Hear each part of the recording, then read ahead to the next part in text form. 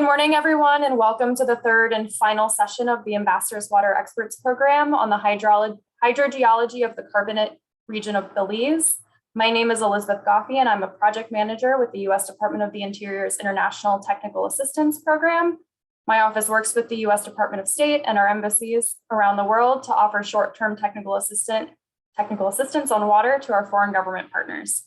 Today, we will be wrapping up the series with a presentation on guidance and best practices for establishing a groundwater monitoring network. Before I turn it over to our experts, I'd like to remind everyone that this session is being recorded and will be available to view and share on YouTube shortly after the session. To preserve the audio quality, we do ask participants to stay on mute unless they have a question, and feel free to add questions to the chat throughout the presentation. We will make sure to answer them during the dedicated question and answer time at the end. In addition to the recording link, we will also be sharing the slides from today's presentation to serve as a reference moving forward. And with that, I would like to thank everyone for joining us today and hand things over to our presenters. Very good. Thank you so much, Elizabeth. And Anne, if we can move on to the next slide, please, and get things going.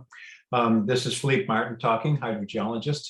I hope you all remember us from, and my partner Anne here from the previous two webinars. I'm going to just introduce the program here on these next two slides and then turn it over to Anne. So just to get started, purposes and objectives of a monitoring program. So monitoring and mapping are essential to developing an understanding of the groundwater resource and sustainable groundwater management and adaptation strategies.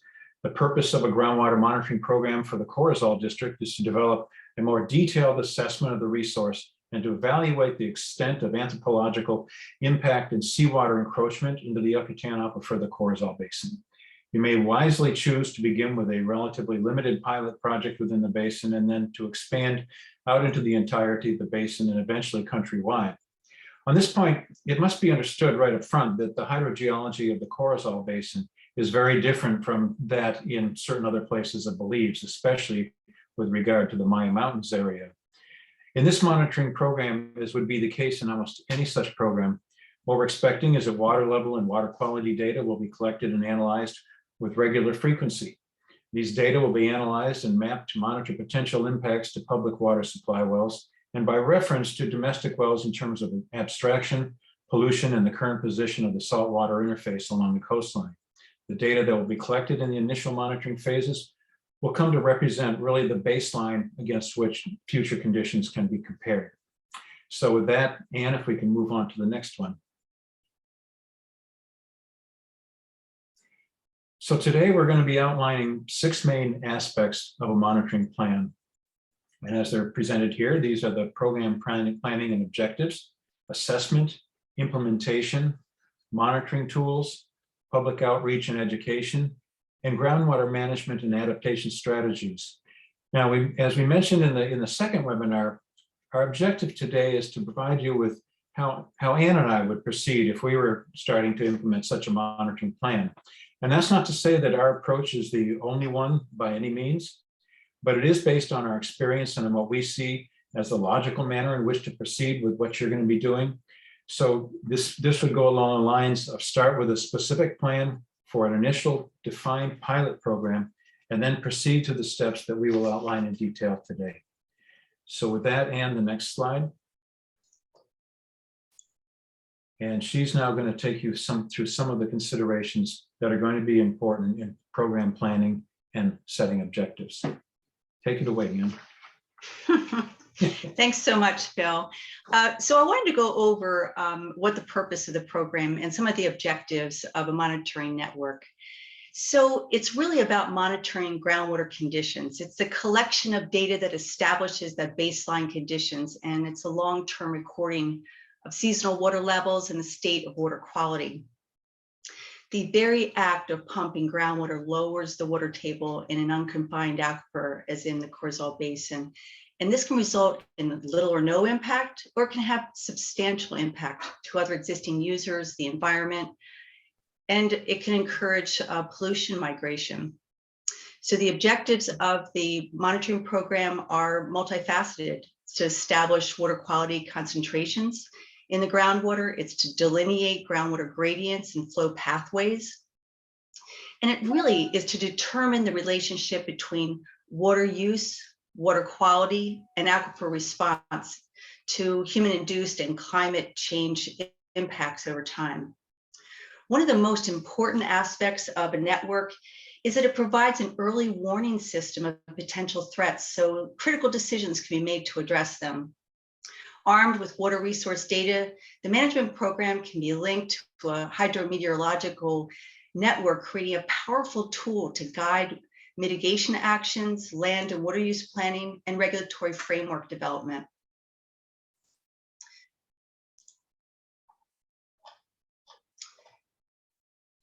Establishing and implementing a monitoring program is very much an iterative process. Programs typically begin small with initial pilot projects and then expand to better define site and area conditions, and further expanded regionally to define baseline conditions and areas of concern where monitoring may be required. The desired result is to establish a countrywide monitoring network that provides data accessible to all stakeholders with the shared goal of understanding groundwater conditions and appropriate groundwater resource management.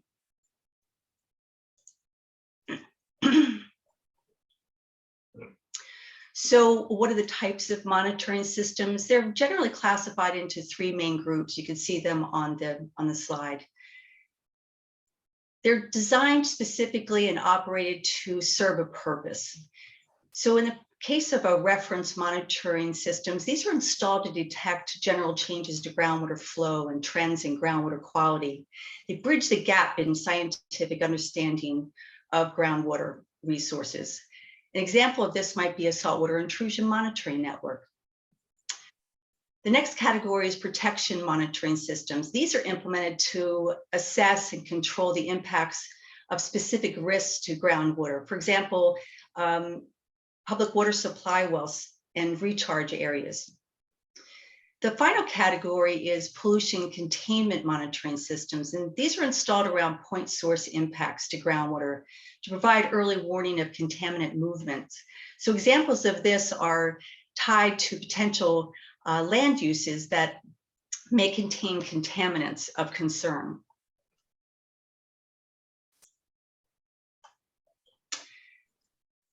So how do you select areas within a basin area? So within the Corazal Basin, the problem or the challenge is not necessarily the quantity of water that's available, it's the quality of the water that's the greatest concern.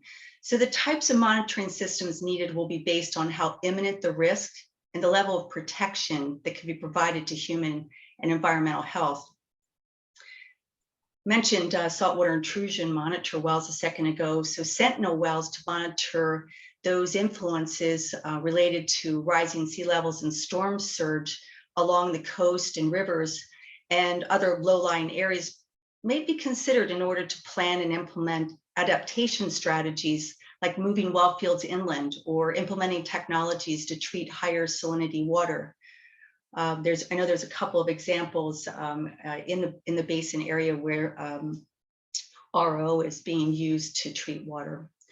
The projects with the highest priorities, though, will be those areas imminently threatened by pollution, not only from saltwater intrusion, but also from agriculture, wastewater, solid waste disposal sources, among others. So inventorying and mapping of public water supply systems and domestic wells and those potential sources of contamination should be considered to identify the spatial extent and contamination, and also the concentration of those water quality parameters.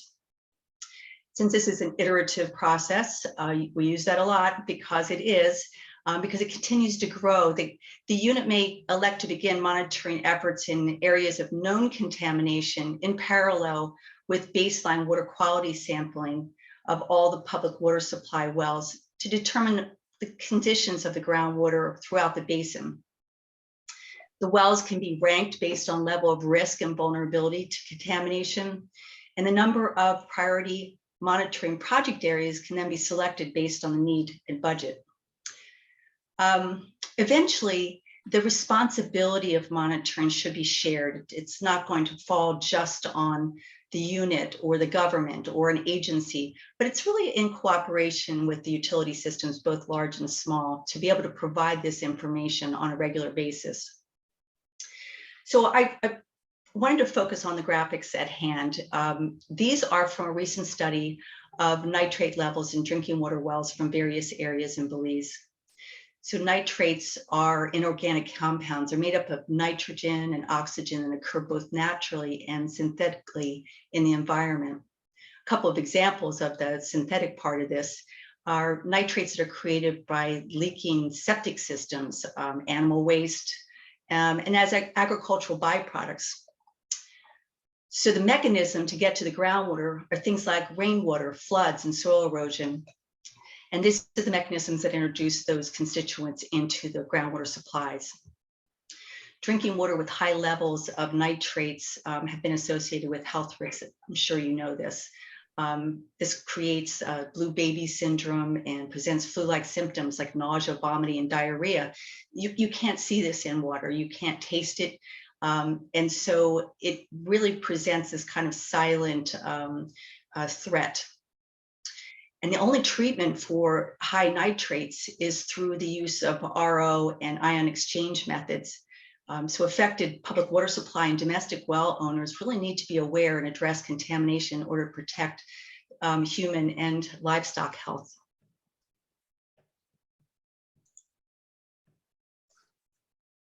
I wanted to talk a little bit about monitoring parameters. What do we monitor for? So a primary source of groundwater quality monitoring is water wells being used for public water supply. Collecting samples from pumping wells is a common practice in implementing groundwater sampling. The range of analytes initially include those that are listed in adopted drinking water quality guidelines like the World Health Organization and the US Environmental Protection Agency. In the long term, though, a much reduced list of parameters will be monitored to confirm not only the acceptability of pumped water, but also if it's an add-on and the effectiveness of treatment processes that are being implemented. So there is a difference between, a slight difference what can be collected and tested in the field versus laboratory analysis. So let's just kind of go through the list. Water levels are given, nitrate, phosphate, conductivities, salinity, chloride temperature, pH, total dissolved solids. These can all be collected in the field and tested for. Coliform bacteria and pesticides are more of a laboratory thing, and pesticides can be more challenging because of the type of pesticides that may be applied. So fundamentally, a little bit more challenging, and yet certainly something that can be addressed. I'm going to turn it back over to Phil to talk about assessment. Okay, thank you, Anne. Assessment is basically how do you get out there and start gathering the information to assess the current conditions of the aquifer resource. So if we can go to the next slide, we'll start going through the steps involved with this. So the first step in the process of assessment will be to gather as much as you can of the available existing data on the groundwater resource within the monitoring project area you have previously defined, and as Anne discussed in the previous slides. This information will likely include all or most of the items that are bulleted on the slide that we'll go through in a second.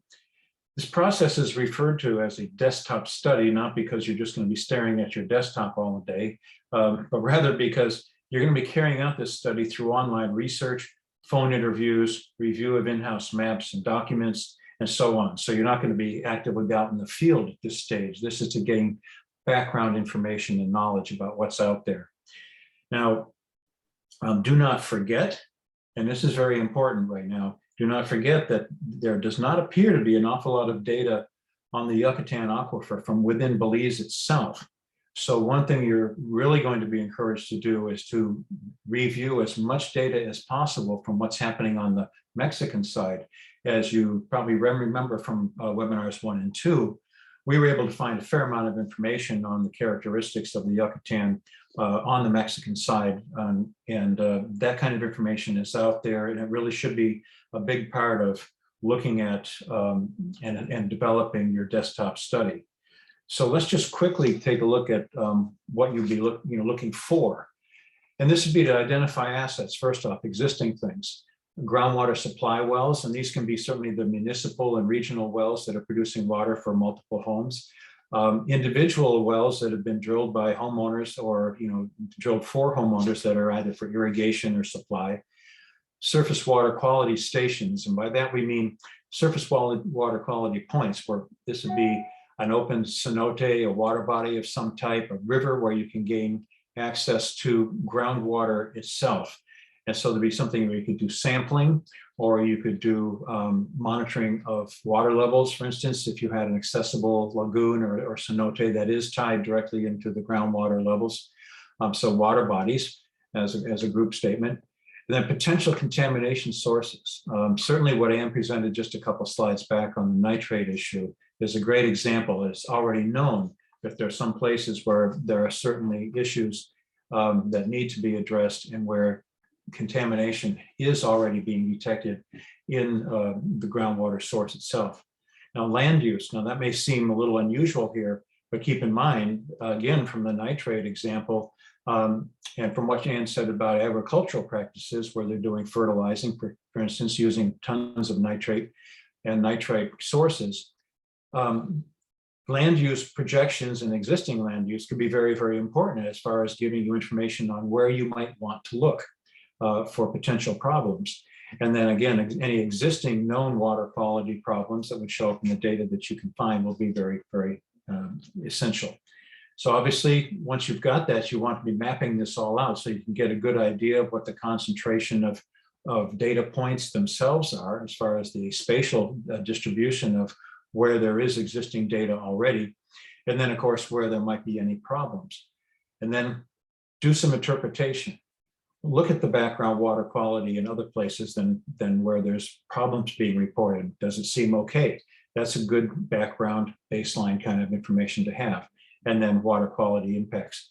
Is what you're seeing, is it an elevation of nitrate rather, as an example, or is it really going up over the recommended limits? Are there things in there that are perhaps aesthetically not best, but not going to be a health hazard? So it's doing that, and then the interpretation. So if we can move on to the next step. Yeah. Following that desktop study, what's up next? The field verification and survey. So you should have a reasonable idea at this point of the general conditions relating to the groundwater resource within your chosen pilot study area. And you should also have begun to understand where there are data gaps and where likely conditions may exist that could negatively impact the resource. So it's now time to get to prepare to go into the field to carry out field verification of the data that's already been collected, important point, and to gather new data at the defined locations previously identified. You should also at this point have developed, and this is important, a standardized data format for each parameter and chosen a survey tool for use in your data collection efforts. Now this last item, that being the survey tool, is really of significant importance in that how you collect and record your data can have a strong bearing on how easy accessing and manipulating the data in the future will be. At the very least, you would have created a survey form that will include all of the facets of the data collection that you assume will be of interest and use. And in the least, these data should be easily transferable to spreadsheets and to GIS and or Google Earth at a minimum. This would be what we refer to kind of as the manual option here down at the bottom of the slide. But as you can probably surmise, the manual paper-based approach to the data storage and transfer into other software for analysis and presentation is going to be time-consuming. It's going to be potentially prone to errors, and it's going to require certainly physical storage of all the survey sheets that have been generated. So in our view, a more sensible and efficient option will be to utilize a digital survey tool app or software that will allow you to collect survey data at all your survey stations on a portable device such as a phone or a laptop, and then transfer it to a database where it will be automatically archived electronically and made available for analysis and output via a number of formats. So we're going to take a look at one such option in the next slide. So what we have here is MWater. And this is a software that Ann and I have some familiarity with. It was used extensively on the Bahamas study that we worked on in 2021. And while we've not on our own built our own surveys and done mapping stuff, we're very familiar with kind of how the general process works. So just to get into it, as it states here, very powerful and yet relatively easy to learn tool for field collection of data and then uploading to a cloud-based database where that data can then be output to spreadsheets, graphic programs, and the like. I note that it is a free survey program, so you can get started on this right away. How it works is the MWater user will determine ahead of time what data that you're going to be collecting. That's kind of what was done in that field verification and survey setup that we just talked about. And then you're going to go out and develop your electronic survey form and put that into your iPad, phone, or laptop, and then go out into the field. And you're going to collect the data and enter that data for each site, and then bring it back, and it'll be downloaded to a computer where it then can be tabulated in spreadsheet form, which is what's showing on the left here. It's a response sheet from one of the wells that we surveyed in the Bahamas, and then presented on interactive maps as is shown in the graphic that's on the right. Now that map presents the survey stations, which are well sites in this case. And with one click on any of these sites on the map, the form is brought up and it can be multiple pages long and include photos and videos and other information.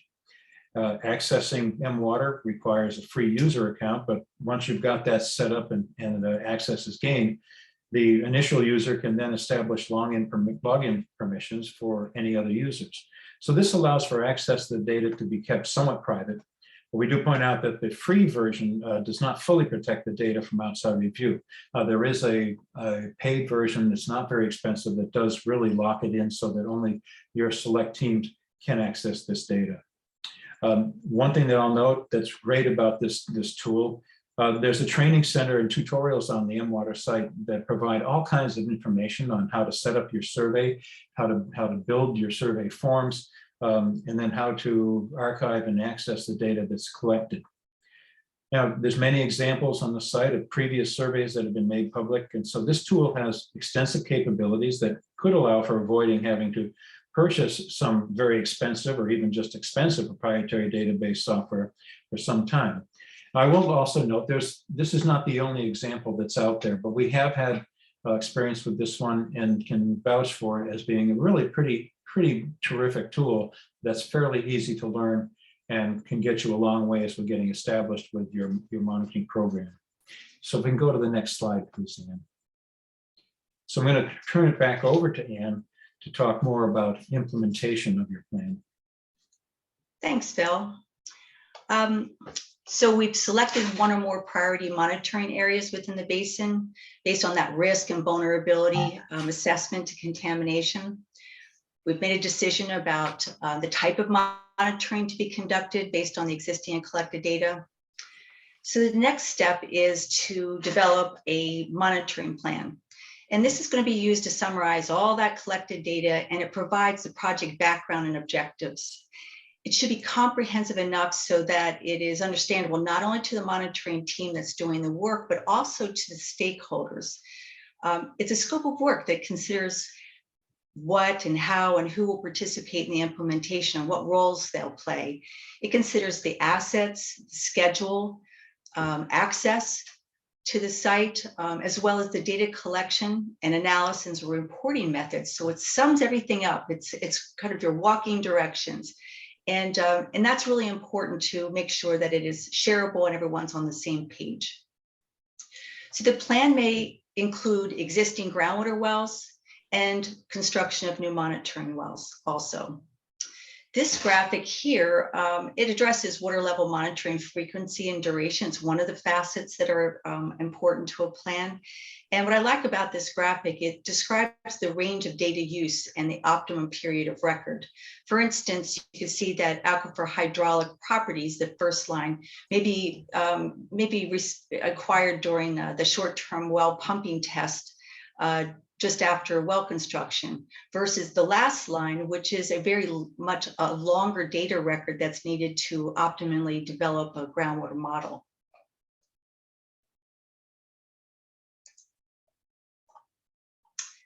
So Phil mentioned standardizing practices, and I couldn't agree more. It is this one thing, this adoption of standard field sampling protocols that avoid confusion, errors, and ultimately misinterpretation of data that can use data unusable. So for example, when you're out measuring water levels over a period of time in wells, having a consistent and marked measurement points really important. Also, if one field technician uses parts per million versus parts per thousand for the same concentration value, some errors can result, and maybe they'll shake out when the data is being plotted. But using consistent units will help to eliminate errors and increase the confidence in the collected data. There are a number of manuals to choose from, including the one that the link is provided here for the USGS field procedures. And it's important to make sure that all members are using the same procedures, kind of singing from the same sheet of music to assure that quality assurance and quality control.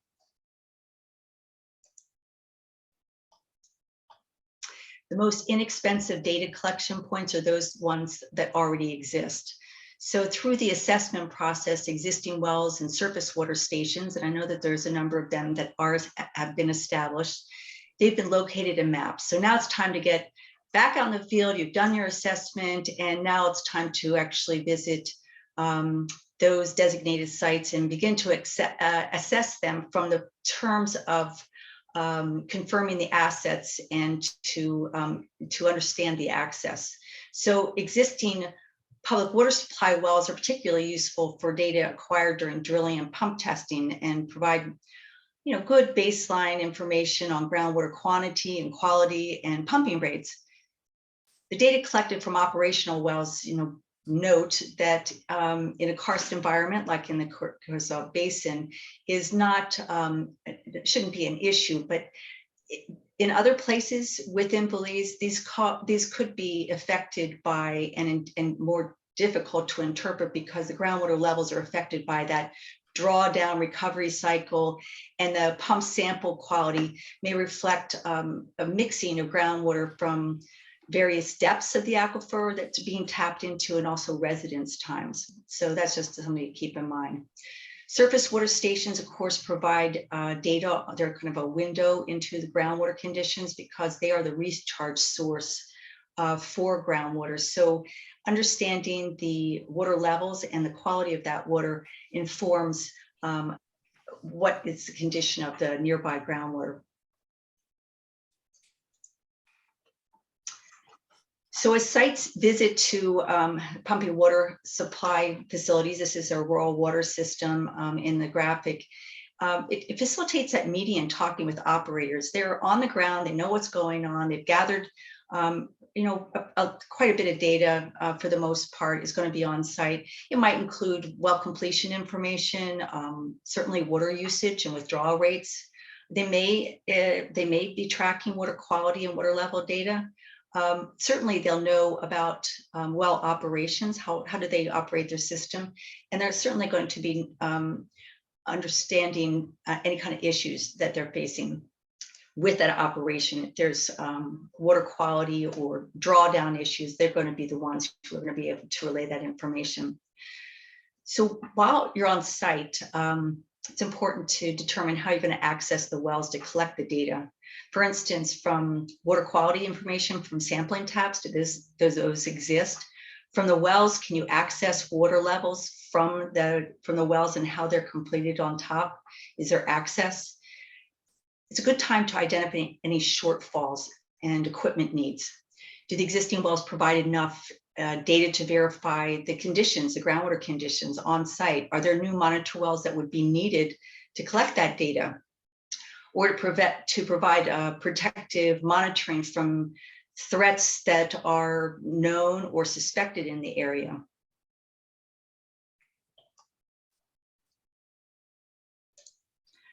that, I'm going to turn it over to Phil. He's going to talk about new wells and surface stations. Okay, thank you, Leanne. What we're going to be discussing now, of course, is what's the process associated with locating, placing, and utilizing new monitor wells and existing surface stations that can be utilized as a new data gathering location. So there's quite a process that you will likely go through. And if we can step into the next slide, we'll get going on this. So where to locate new monitor wells? It's actually, quite a process here. The first question that comes up in where to put new monitor wells and which surface stations to include as designated data locations.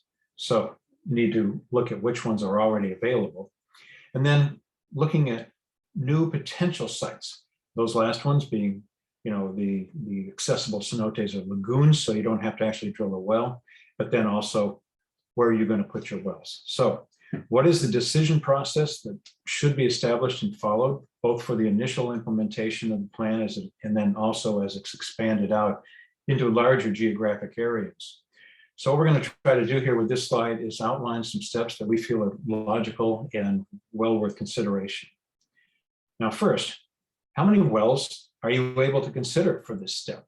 This means that you have to know what the approximate average cost per well will be, what the total available funding for this phase would be, and thus what the maximum number of wells that could be installed are, or is maximum number. But keep in mind that maybe because you've got funding for 20 monitor wells, the program that you've identified, the area you're looking at, may not require that many. So there shouldn't be the idea that, well, we have to drill every single well for which we have initial funding. It may be wise to just save some of that for the next phase of your project when you're expanding out. But that, again, is another decision that you'll have to make.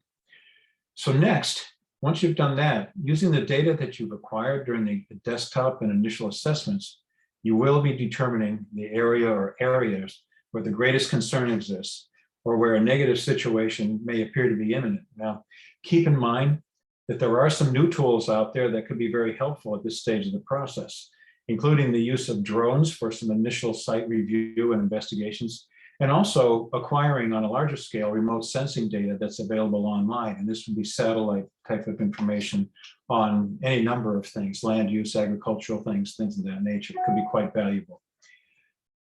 Now, the next step, apply a decision process to determine the placement of the proposed wells, keeping in mind that existing surface stations may negate the need for one or more wells, as we said a couple times.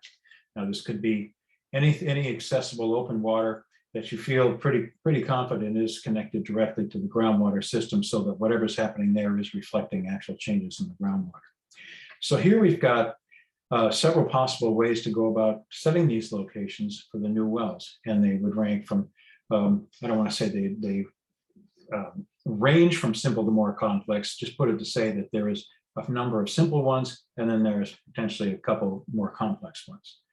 So in the first instance of what we might say is our more simple processes, place the wells up gradient and down gradient of an area of concern. Now, this could be okay and just fine in some instances, but you need to be sure that you're getting the coverage you need. Don't forget, you're in karstic geology here. There may be impacts from a contamination source that could extend laterally out perpendicular to the overall gradient, and thus you will miss any data on these areas. So karst geology, as a reminder, it can exhibit solution features that can move water in a variety of different directions, even under a generalized regional gradient. So if you have a southwest bearing gradient in a particular area, that does not necessarily mean that there cannot be impacts being moved away from your contamination source in other compass points in other different directions. Another thought would be to evenly distribute the new wells throughout the area of interest. In other words, just simply say we've got 20 wells, so we're going to evenly space them out over a particular area. This can be pretty easy, but again, it may not prove to be the best way to proceed.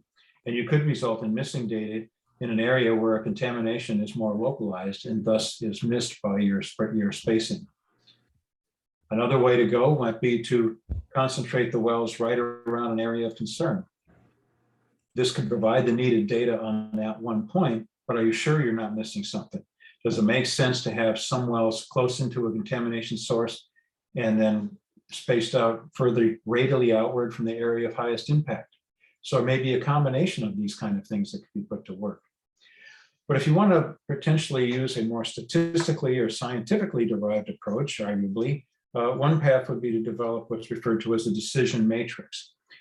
And this is a process to apply weighting factors to a number of criteria that you select that can be then arithmetically or statistically analyzed to determine or point you to the best placement of the wells, where it would appear from that analysis that you're likely to get the greatest return from the investment in monitor wells.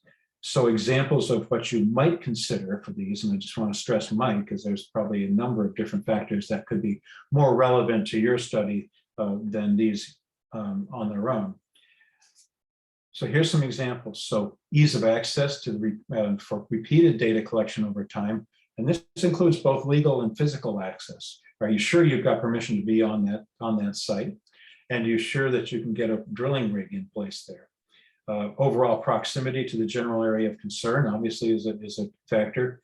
Security implications. Will the wells be safe from any potential vandalism or vehicular impacts? Could there be things that would impact the cost for a particular well over at a different site? Is the depth to water deeper there? In other words, you have to drill further, put in more equipment. What about proximity to other existing data points that could already be used and are already being monitored? You don't want to necessarily double up too much on things. What's the magnitude of the contamination source? Is it likely that a contamination source that reads a particular level or concentration at one site is still going to be detectable at some distance away or not? Do you have any sense of what the gradient might be that could be driving movement of that contamination source? And which way is it more likely to go? The likelihood based on your current data of gathering relevant and useful data from a new well at a particular location. That sounds rather obvious, but really you have to be sure that if you do place a well, because you're going to be spending money on it, that it's going to give you something back in return. Now, keep in mind also, having said that a lack of contamination at a location can be extremely valuable information because it means that location is not yet impacted. So all of these things would factor into a weighting process. And then once you've worked out the parameters which you want to include in that matrix, now you assign these weighting values based on your own determinations of which ones are the most important. Add up the totals for each potential site and then use those scoring highest to be the best candidates for new monitor well installation locations. So there are lots of examples and methodologies for this type of process out there online. And if this is something you'd be considering, definitely encourage doing more reference research on those, because there's a number of different ways about which this can go. And they can range from fairly straightforward, like what I've described today, or other ones that use much more sophisticated algorithms to help weed through and make the best selection as to locations. So with that, Anna, if we can go on to the next one.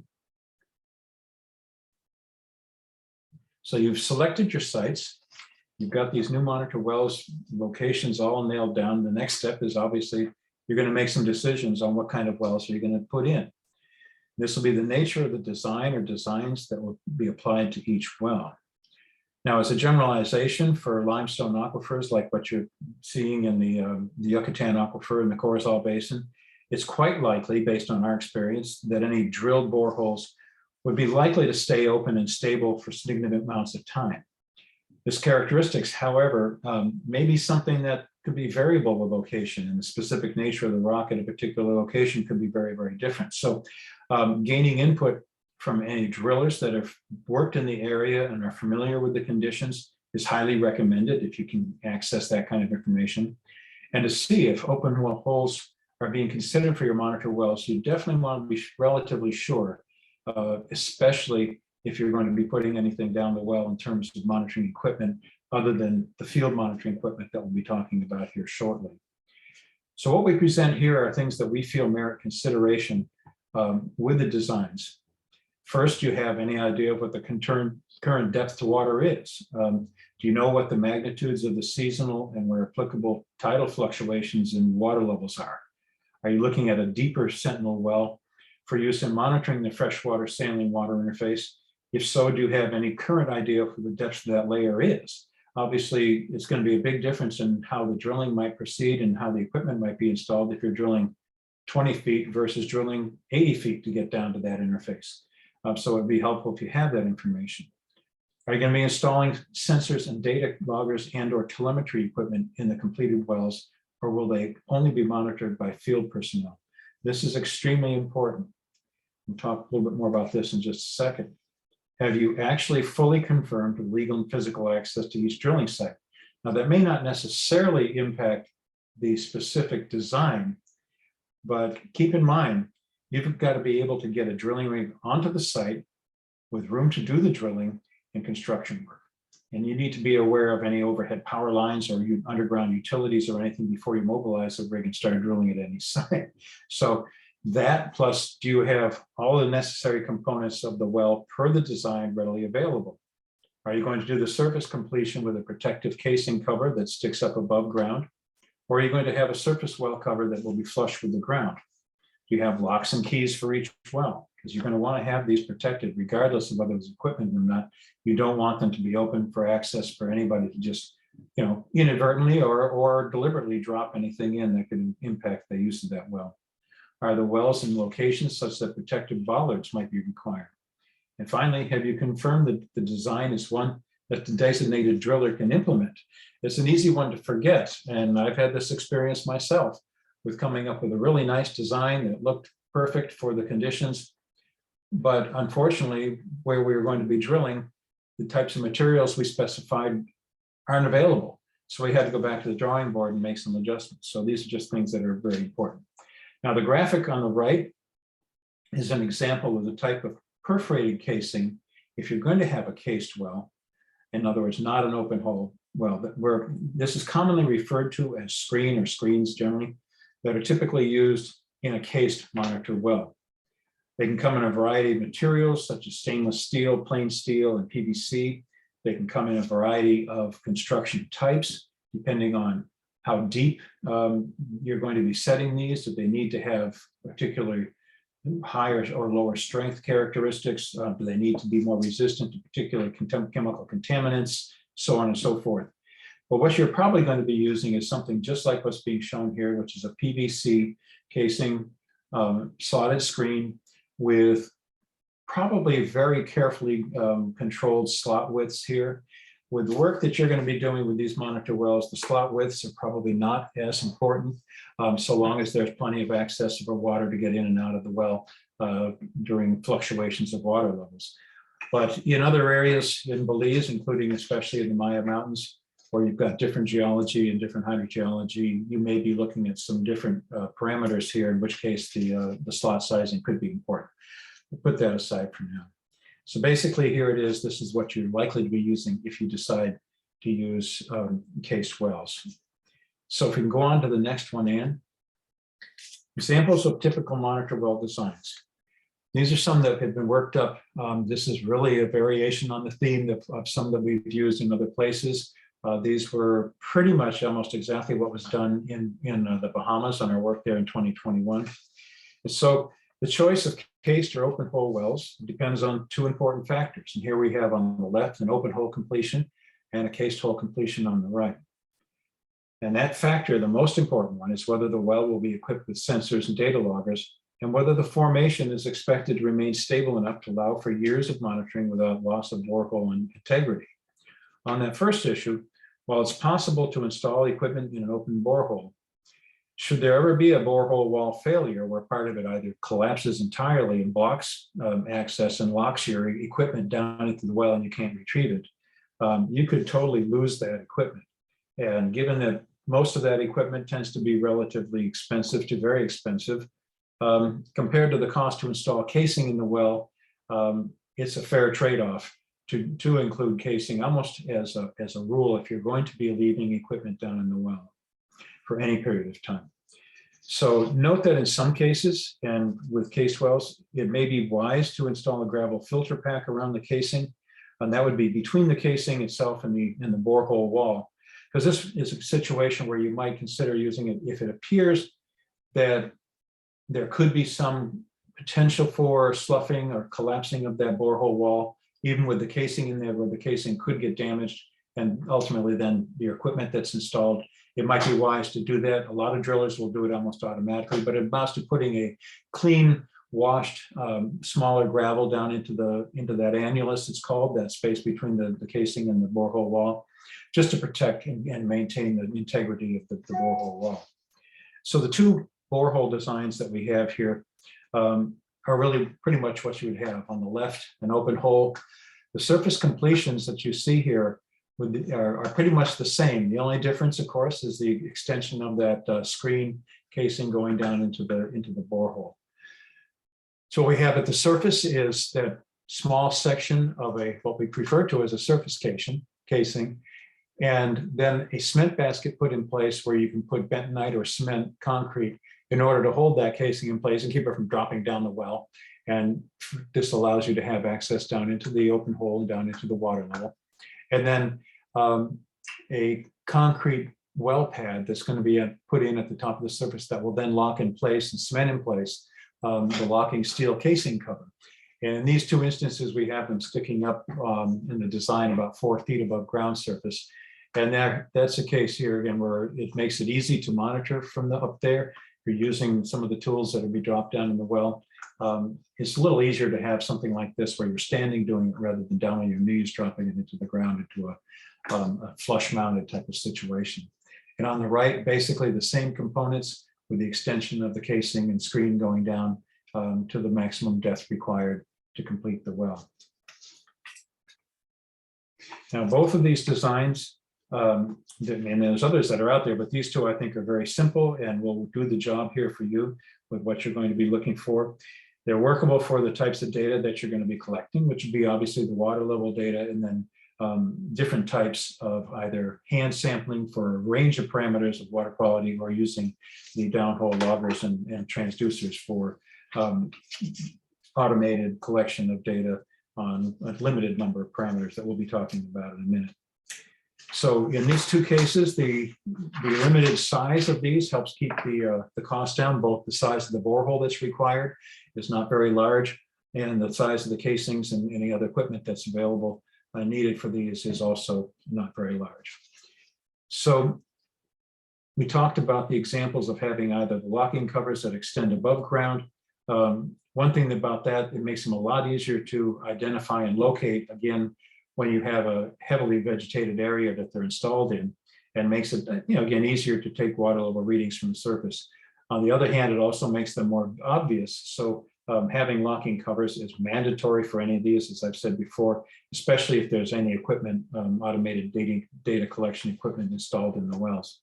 And finally, and this is important for any of the sentinel wells, where there may be larger tidal fluctuations in groundwater levels, and where those are expected, or where the seasonal water level changes are known to be large.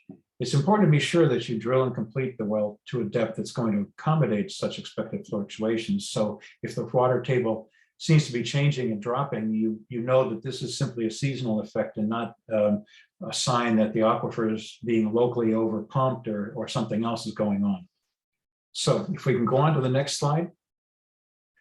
Just a general few notes on the process for a monitor well installation. So very straightforward, as you would imagine. You want to drill down to a depth that gives you access to what you expect to be the deepest fluctuation levels of the water table. And sometimes you may not know, and you may have to go down and perhaps leave the hole open for a day or two before you go ahead and complete it, and just measure and monitor that to see what kind of fluctuations are happening. That would be with tidal fluctuations, for example, down along the coastline. On the others, just you drill until you encounter water. If you don't know where the water level really is, and then go on, and if you don't know what the fluctuation is, I should say, and then go on another 5 to 10 feet at least, if not 15 feet, to be sure that you can accommodate any kind of fluctuations. Again, for those deeper sentinel wells, it's probably unlikely that you really have a good idea of where that water level is, or that transition zone where you go from fresh to saline water, and how deep that transition is. So the best way to deal with that is to have a handheld conductivity meter, and while they're drilling, measure the conductivity of the water that's coming up as the drilling process proceeds. And you will know when you reach that saline zone, because the conductivity will go from very, very little to suddenly begin to shoot up to very, very high as you get into that saline water. And then you want to drill partway into that and complete the well down to that depth. So in general, drill the hole, install any surface casing and screen, get that done, install your well pad and locking cover, and make sure everything's all cemented up nicely. And then I have an item here, develop the well. And what that's really talking about is just simply cleaning the well out before you walk away from anything that's down in there that you don't want to have there, like any cuttings that are left in the bottom of the well. Just get those out of there so that everything is clean to start with. So if we can go on next, Dan. So now we're going to look at the monitoring tools themselves that are available. And we know already that you've got two principal options here. It's water levels and then water quality. And the water quality can be either just simple data collection of conductivity, pH, TDS by calculation. And then it can go on beyond that to something more extensive where you're actually taking samples and having them transferred to a lab for analysis. So for simply measuring the depths to the water, there's several options presented on this slide. The top left photo shows what's commonly referred to as an M-scope, and some of you may be familiar with these, some may not. I really don't know where the name M-scope comes from, but it's for as long as I've been doing this, which is more decades than I care to remember, that's what it's always been referred to. So it's where you simply lower, there's a detector that's lowered down into the well, and when water is reached, a little battery-powered alarm will sound, and that means that you're at your depth. There's a calibrated tape that the sonde is attached to, and you can read that and from your measuring point, and that's the depth to water. Now, these units can be a bit cumbersome. They're kind of heavy to carry around, especially the larger ones if you're going deep for something like a sentinel well or something like that, which may have a deeper water table, or other places in the basin. But I suspect for what you're looking at, most of these are going to be relatively shallow, and so they're not that bad. But it's also time consuming, especially if you're going to any deeper depths. But they're overall pretty rugged and reliable. They're available from a number of manufacturers. Below that is a photo of an acoustic water level device that's pretty much of a step forward in technology, and which will work especially well in a cased well. It uses an acoustic signal that's bounced off the open water down in the well, and via the time it takes for that sound to come back to the transducer at the top, provides a digital readout of the depth of the water.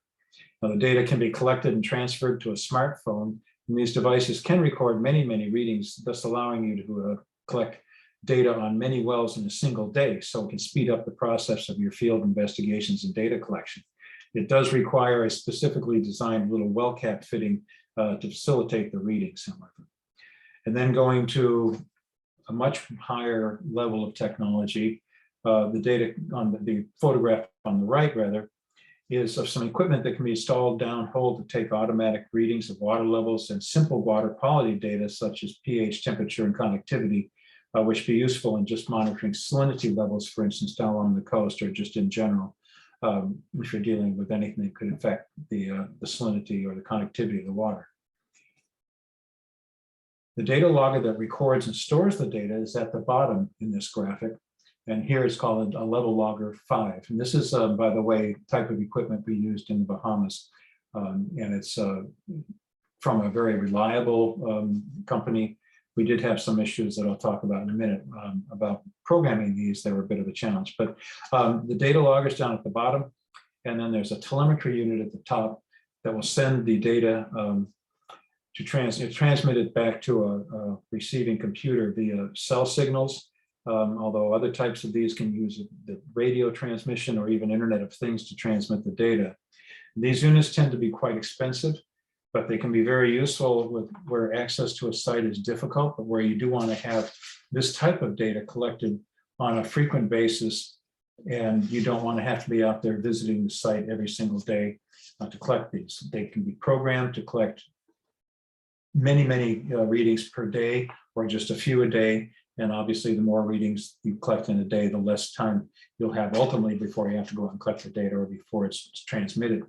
If you don't have telemetry available, then you can use something like the data grabber that's presented to the left of that graphic, where you go out in the field on a periodic basis and you attach it to the cables that are inside the well, and it will read the data that's stored down there on the level logger. And again, these can read a tremendous number of readings in each field trip out. So you can go to multiple wells and pick these up.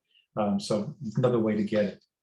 For collecting routine water quality samples, and you're probably familiar with this, is the use of a baler of some type would be required, to where it's lowered into the well. You collect the water sample, bring it back up, put it into laboratory supplied bottles, and get it to a lab for analysis. And obviously, in this case, you can do a whole lot more parameter analyses than you could with just something simple downhole tools. I will note on that last point, though, that there are some submersible units that can collect a little bit more information than just simply conductivity and pH, that type of thing. But again, they're a little more expensive. So if you are doing anything that gets into more sophisticated contaminants potentials, you want to be using a baler to get your samples. Just the last word on those. Here's pictured as a disposable baler. You can either use this type, and depending on what you're sampling for, you may or may not want to have them thoroughly cleaned in between any subsequent use, or just go with metal or other hard plastic balers that wouldn't be as disposable. There are some out there that are biodegradable, which, by the way, is a good case, a good choice if you want to just cut down on plastic waste. So that, if we can go to the next one, Ian. So this is an example of the surface reflection of a completed monitor well from one of the ones in the Bahamas that we did last year. The photo on the left, it shows the surface completion at a site where there was a risk of vehicular interactions, shall we say. Somebody backing into it was in an area where there would be other trucks and things moving through. And thus the bollards that we have, those steel casings with cement filled and cemented in place, are put around the casing cover to prevent any kind of damage. The photo on the right shows some of the team, including myself, preparing to install a data logger in the well. And you can see the open locking lid flip back and the PVC casing inside the protective cover. And this was obviously a cased well because we are installing the data logger down there. We can go to the next one, Ian. So data logger and telemetry units for the automated water quality measurements. If you're going to be collecting this type of data, this is what you're going to be experiencing when you acquire the equipment and then have to go ahead and go through the programming and setup of these. This shows in the photo on the left, it's myself actually, again, working with one of the units that includes the telemetry sender and then the data logger at the bottom that will be installed in one of the wells. As I noted earlier, programming these Solence units that we use was somewhat tricky and time consuming, but once we got everything properly set up, they did turn out to be working fairly well. I note that unfortunately for the Bahamas project that those units have now been significantly updated, and that other manufacturers have sensors or SONs, as in the lower center photo, that can directly interface with a smartphone. So these advances in technology are making the entire process of installing and collecting the data far easier than it has been in the past. But again, these units tend to be pricey, and even the one that's a little portable one that you can take around and just drop down into each well, get the data and come back up. So this would be something that you want to keep in mind. And that picture at the bottom is an example of a unit that's made by a company called In Situ, who manufactures an awful lot of different types of pretty high quality groundwater data instrumentation. At the top right, just for reference, is a screen capture of some of the summary information on some of the wells that were installed in the Bahamas. The point of this is just simply point out how important it is to record and preserve all of the information on each of the data loggers that are installed, or the telemetry units if they were installed. This includes all their serial numbers, date, locations, depths, and information on the specifics of these. In addition, separate data records on any malfunctioning or updating or repair activities on any of the equipment should be kept at all times, so that you know exactly how all of them are functioning and whether any of them need attention. So we can move on to the next one. So this is just a data presentation, or data analysis and presentation transition. So we go to the next one, and I'm going to keep talking through these. We're going to take a brief look right now at some of the options for data archiving, analysis, mapping, and presentation. So the first slide presents examples of two widely available and easy to use tools for initial archiving and presentation of data, regardless of how those data were collected. On the left is a screen capture from one of the databases that we created for the Bahamas project using Excel and incorporating a few of its advanced capabilities. In this case, what you're seeing is a time series plot of the data collected with the installed data logger and transmitted via telemetry to the utility office's computer. One of the operators then copies out the actual data, just simply cut and pasting, and then consisting of 12 water level, temperature, pH, and conductivity readings every day in this case, and then paste that data into a placeholder on the spreadsheet page. Next step, simply press a button and the data was automatically reformatted and appended to the existing table of prior data, and the graphs that you see here are automatically updated. So what is plotted in the upper graph here is the total data. It's all of the parameters plus automatically calculated TDS values.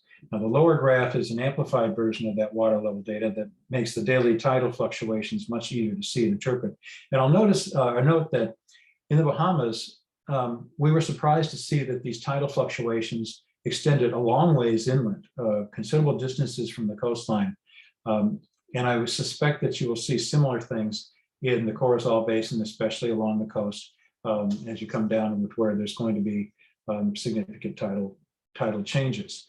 You may be surprised to see that this will occur and show up in your readings considerable distances inland. So the lower graph is an amplified one that allows you to see things more readily. Now I'll note also that the way this was set up in this database, because there's the potential for collecting data for years, obviously the graphs could get extremely complicated if you have only just all of the data being presented, if you have no way of selecting. And those options were put in place to where you can select individual days, weeks, months, years to look at that data to follow trends and it's used for making predictions. So on the right, we have another example of something that can be done with a free downloadable tool, and this is Google Earth.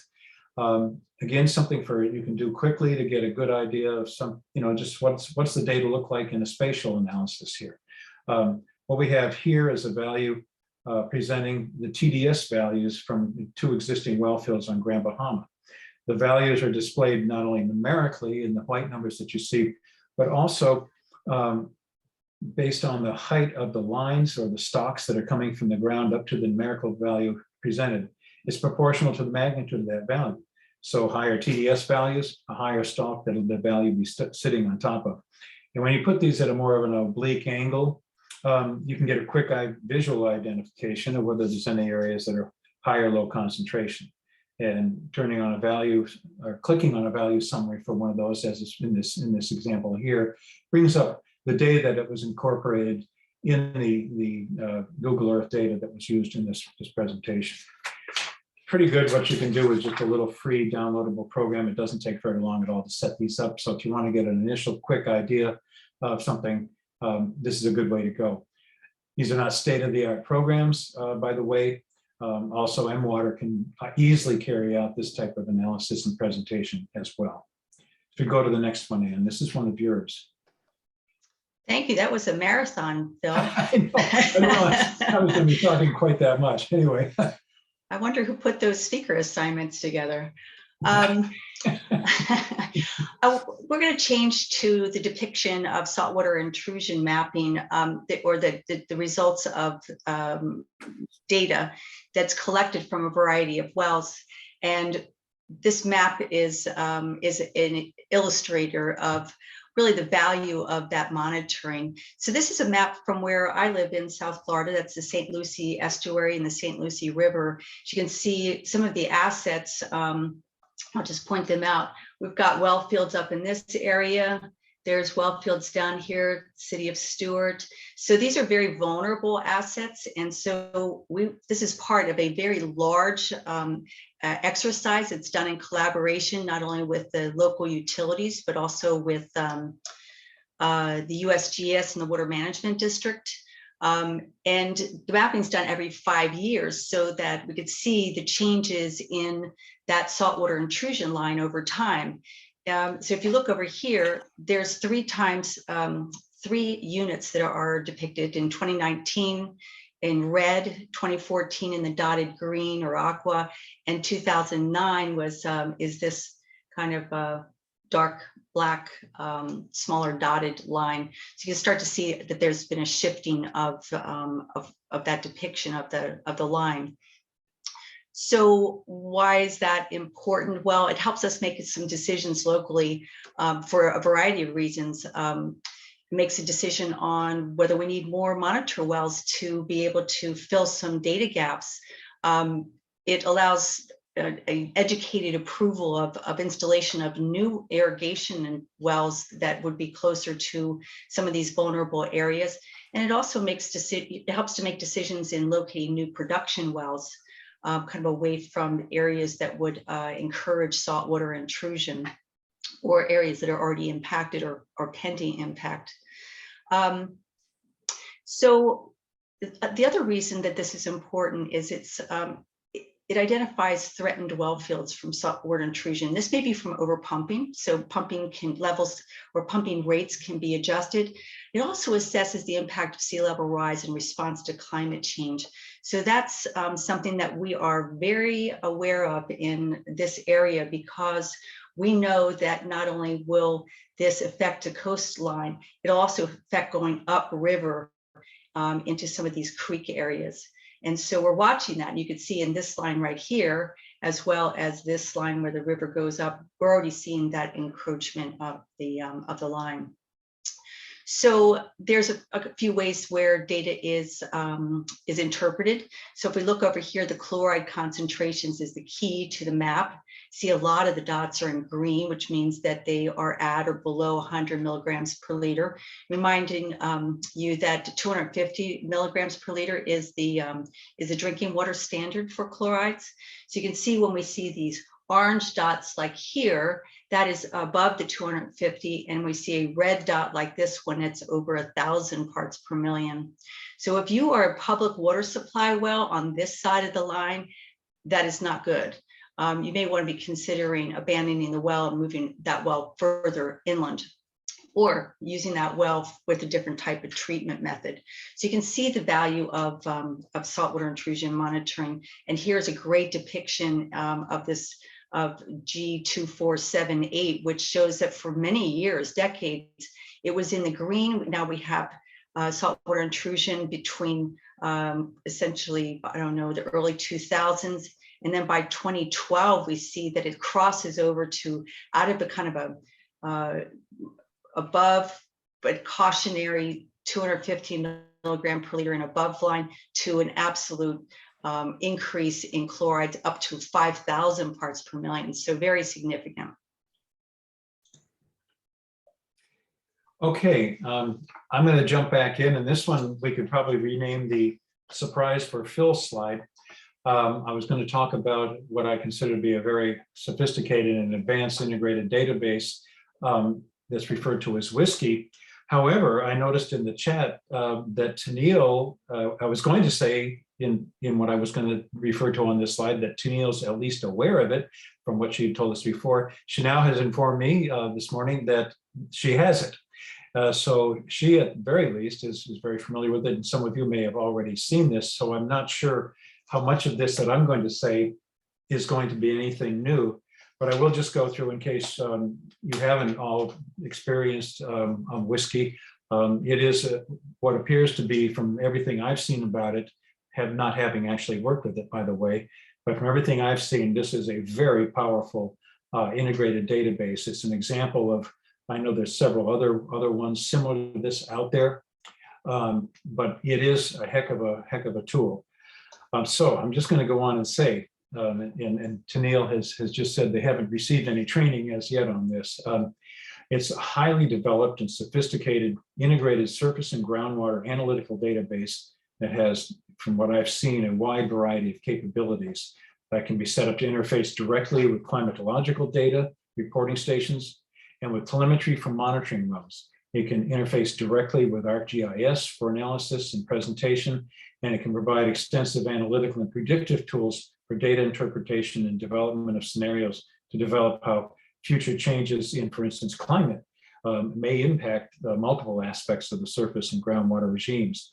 The graph that's presented here shows just one, I think, relatively simple example, by the way, of how multiple plots can be combined into a single graphic, which presents, in this case, water levels that were measured in shallow, medium, and deep wells as against precipitation and creek levels. So this is a tool that can grow as needs demand, and its modular format can allow for expansion beyond what might be sufficient initially. Now, as you may expect, this is a complex and costly software. You already have it now, apparently, but it may be the tool of choice as your data grows and the need for and greater analytical power arises.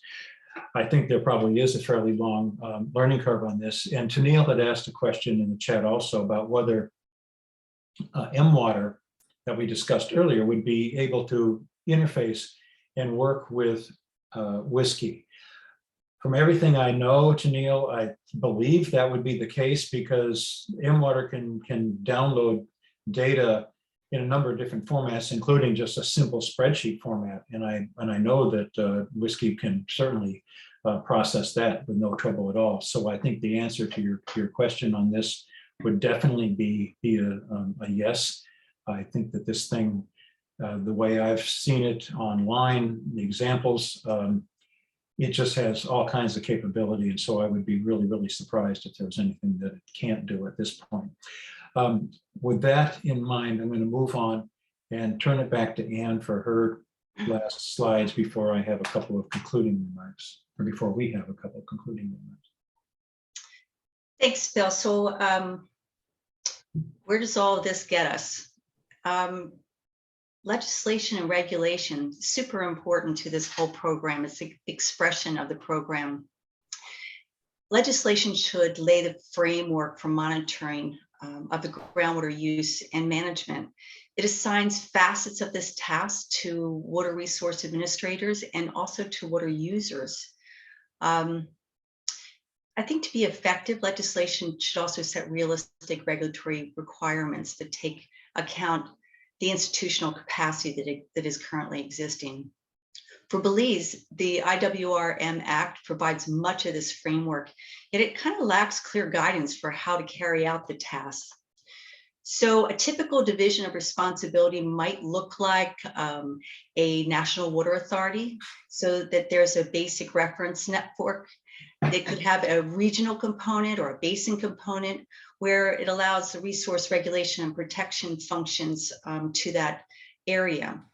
The water well contractors and drilling companies certainly should be obligated to submit well logs and pump testing results if they're not doing that already. Large groundwater extractors, they should be tasked with records of metered water withdrawals and water levels and basic water quality reporting. That should be done periodically as submitted to those larger agencies. And small groundwater extractors like rural water systems, they may not have the same tools, but at a minimum, they could provide general feedback on well characteristics and well performance. And lastly, and not least, the potential groundwater polluters. That sounds powerful, but those land uses that may contribute contaminants, there certainly should be compliance monitoring to provide water quality on the site level, so that there's an understanding of containment of that potential contamination. Finally, data collection and storage protocols. These really need to be agreed upon by all the agencies. Systematic database arrangements for data sharing need to be established. And public access to these data systems also needs to be ensured. You need an outward-facing expression of all the data that is included. And I'll mention also that there is transboundary conditions. There's transboundary shared groundwater between Mexico and Guatemala. Eventually, you'll want to get to the place where you can share data and provide that sharing over country borders. So it kind of sets you up to be able to do that. So what are the monitoring initiatives? Groundwater monitoring is considered to be a pretty expensive proposition. And those components of expenditure, they include capital costs for network installation, sampling costs for instrumentation, personnel, and logistics. There's analytical costs of the laboratory, for data processing, for storage. So these are labor intensive. They are they're costly from an investment standpoint. So you want to be obviously very thoughtful about the process and where you make your decisions and where to put the assets.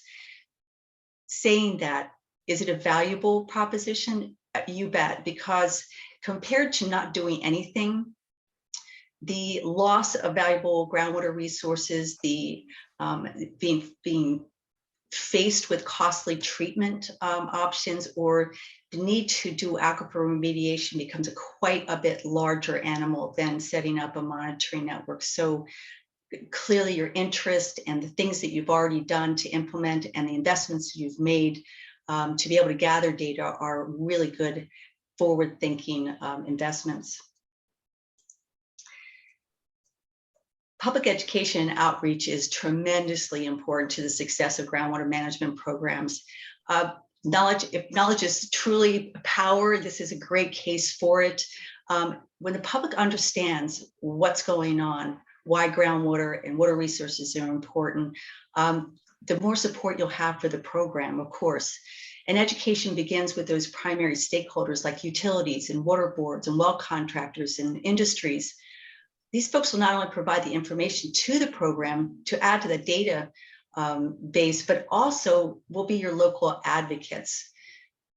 When you broadcast and make water resource information accessible, questions can be answered, updates can be provided, and it can provide a general call to action to protect the quality of life and the economy of Belize. And this is there's so many good examples of these kind of outreach and education programs, and I have seen what Belize has done in their own websites, and you're already doing the bulk of it. I think it's just adding another layer, which is the groundwater monitoring to that, to be able to broadcast those commitments. So I'm going to kick off just our conclusions here by just reinforcing the basic success for groundwater monitoring programs comes with the design of the network, the implementation of the system, and data interpretation and its use. So there's, I hope that we have provided to you all the background, or at least, there's a lot to pack into these webinars, but I think we've given you a pathway to understanding the resources that you have, the tools that are available, and the structure that can be used in order to put together something that is really remarkably significant to understanding groundwater resources and management. And with that, I think Phil has some closing remarks. Thank you, Ann. Yeah, I do. And boy, I feel like I've been talking a lot. I'll keep this as brief as I can here. Over the course of these 3 webinars that we presented, we've given you a pretty large amount of information, to say the least. We started with the basics of geology and hydrogeology, with emphasis on the karstic limestones in the Corozal district. Now, today we've covered what we feel are the logical steps to be taking in establishing the monitoring program in the basin. We stress again that it's wise to start with a more limited pilot program to establish appropriate procedures and tools, and to help build confidence in the knowledge necessary to avoid unforeseen problems and to keep things moving smoothly. Now, there'll be quite a few choices to make along the way, but if you take things in a progressive manner and follow the defined program outline that you create, you should be well on your way to having a much greater understanding of the nature of the resource and how it is being utilized. This would be both in terms of impacts from pumping and impacts from surface-derived contamination. Then looking ahead, it appears likely that there will be a monitoring program that will expand outward from the Corozal district into southern coastal areas where there's limestones fairly similar and to those in the Corozal Basin.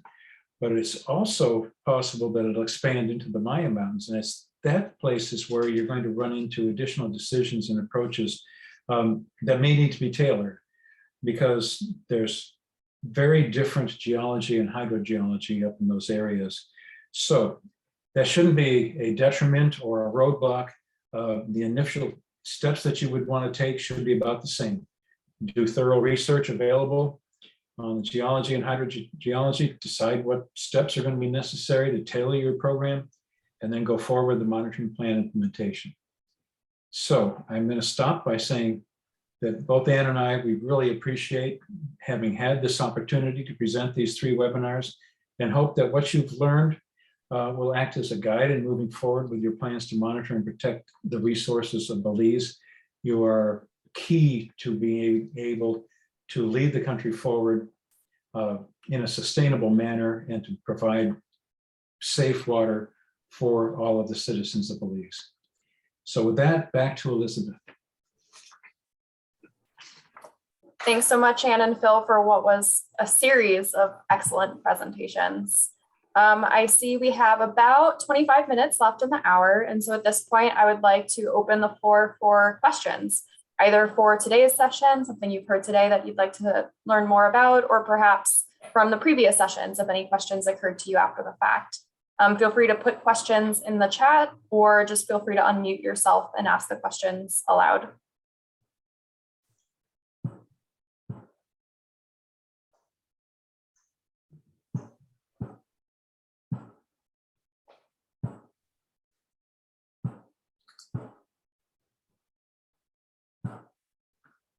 Well, I've got a question while we're waiting for folks to kind of formulate their thoughts.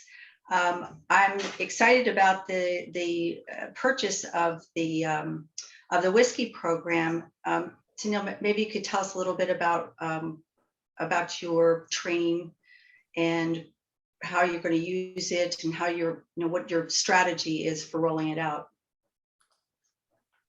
Hi, Anne. No problem at all. We managed to secure the whiskey software through a joint ministry effort between ourselves and the Department of the Environment. And so we have successfully secured that software. Initially, we thought that we had only bought the rights for surface water. But when we inquired about the groundwater aspect, seeing that we are prioritizing groundwater management, it was explained that we initially had access to the entire suite of software. So with that, that was a plus on our side. And so now we're at the point where we're establishing usernames for the Department of the Environment for KISTers to deliver the training for us. We've been preparing our surface water data because we have that more organized. Our groundwater data is somewhat still in files, and we need to organize those into electronic format. So we're basically looking forward to working with the whiskey software. We know of the capabilities it has for surface water, for groundwater, for flood forecasting, for all aspects of hydrology. It has been sort of our wish list, and it actually came true. So now we're looking forward to receiving the training and thereafter organizing our data so that we can roll out this system as the central repository for all water resources information for the country. It also has water quality components within that software. So really, as you've said throughout the webinar, that it's really the most comprehensive software that we could find with all the capabilities, the analysis that we need to have. So we're very excited about getting the training underway and actually seeing how the information that we've managed to analyze over the past 30 years using Excel and other softwares available to us, as well as the human mind, to see it actually being done within a split second. And we can have a more real-time transmission to and service delivered to our stakeholders, which is the public.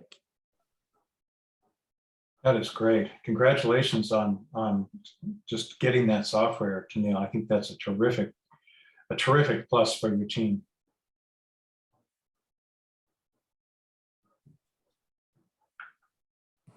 I am still Thank you. looking in the chat. I do not see any questions at this point. Given that this is sort of the last planned session of this series, Tennille, is there anything that you would like us to mention or specifically talk more about before we sort of close this up? And of course, you know, we'll remain in communication. We consider this just the beginning of a longer partnership, but we would appreciate immediate comments if there's anything that you feel we could speak more about now. Okay, thanks, Elizabeth. My comments would be to the participants to ask your questions. I don't have this wealth of information in my office. And so that's why we collaborated with the US Embassy to get those requisite experts in. There's no such thing as a silly question. There might be others who don't want to raise their hand or ask the questions or make comments, but that is how we learn from each other. Apart from that, really, I would like to jump into my parting comments, expressing sincere thanks and gratitude to the team, yourself, you know, everyone who made it possible for these webinars to occur. The information, at least from my end, has been very invaluable. I would not have been able to get this kind of insight trying to do research on the web and trying to network with other professionals. So really, I hope that you all accept my heartfelt thank you and gratitude for putting all this information together. It was a lot of work, a lot of calls, and we know sometimes intruding on people's vacation time or their alone time, but know that it was well appreciated by myself. So I would just encourage others, if they don't have any comments, if they just want to say thank you or say how valuable the presentations have been to them, I would urge them to do so. Thank you so much for that, Tennille. I think we equally appreciate the opportunity. I think this has been a series in development for quite some time, close to when I first started at my agency about 1.5 years ago. And so it's just been really fulfilling to see all of this come to fruition and to see all of this information come together. I can certainly say for myself that I am not a water expert, not in surface water, not in groundwater, simply not at all. So any question that anyone would ask simply could not be read as silly to me because I don't know the difference. So I certainly welcome folks to ask. And in the meantime, I appreciate everyone's participation and willingness to take time out of their very busy schedules to join us. So thank you so much.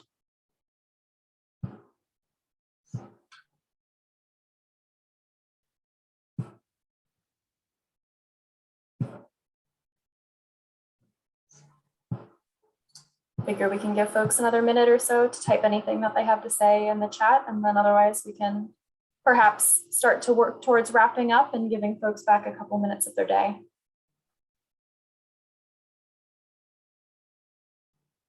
I'm sure if there's any afterthoughts, questions that they can be directed to you, and we'll be glad to answer anything we can. I hope that we were on target. Sometimes it's a little hard to gauge what is already being implemented well, to provide ideas and thoughts from to just kind of bridge technology and experience. And so hopefully most of this has been on target. And I think that what a great team that you have, very strong and willing and curious to be more educated and to expand their own experience. So I think it's an exciting opportunity to delve into the world of groundwater management and based on the groundwater data collection. So excited for you all for this great endeavor. Absolutely. All right, well, seeing nothing in the chat, I want to echo that if there are any questions after the fact, I think most of you now have my email via the calendar invite, so you're welcome to just shoot an email that way or send your questions through to Neil. And she has my email address and would be able to follow up with all of us after today's session. Again, we see this as just sort of the first step, the beginning of a longer term partnership, and we hope to be building on this foundation in months and years to come. Thanks again, everyone, for your participation today. We will be sending out the slides and the recording link later this week. And we hope you have a wonderful rest of your days and summer.